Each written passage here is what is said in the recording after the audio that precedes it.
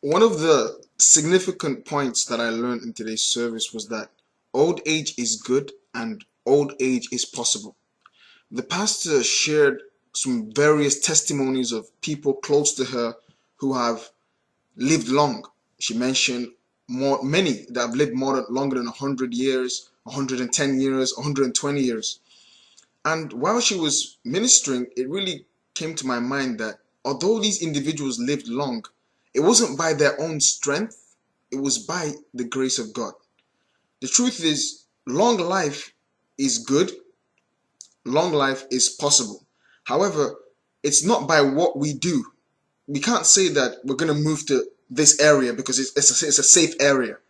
The area doesn't really have much to do with how long you live, because there are many safe areas in this world where people have died. Some people say, okay, I'll stay at home. There are many people who have stayed at home, just a little slip in their bathroom, they died. Some people may say, oh, I eat healthy, I'm going to live long, I'm eating healthy. There's some people, while eating that same healthy food, died at the table.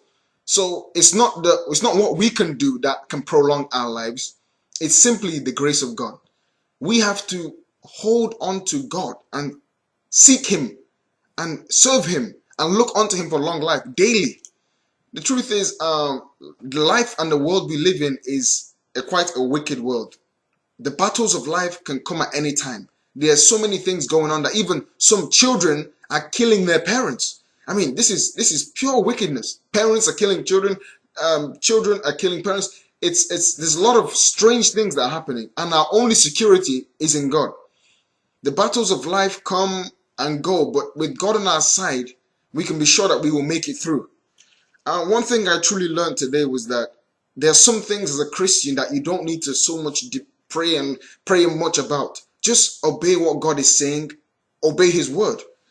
God said in Exodus 23, 25, and 26, we should seek first the kingdom of God and all His righteousness. He said, serve the Lord your God with all your heart. As you serve Him, He will bless your bread and your water. He will take sickness away from you, and He will give you long life. So long life is part of the benefits of serving God. I want to almost challenge us this week to take our service to God to a next level. The truth is, if you're valuable in the hands of God and valuable in the kingdom of God, God will take the extra step to preserve your life because you're valuable. At the end of the day, if this individual dies, who's going to continue the work? You think about it that way.